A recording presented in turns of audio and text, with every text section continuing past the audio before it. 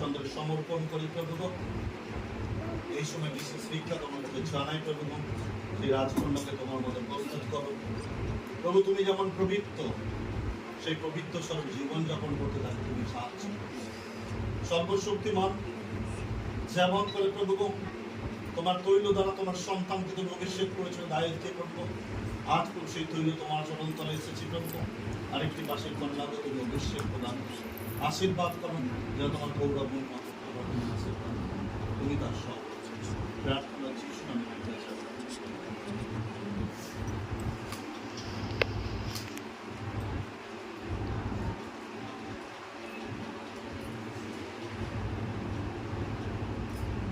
এবার এই দিকে দেখবে না, যেখানে হাতটা লাগে এই সাইডে, এখানে আটানো আর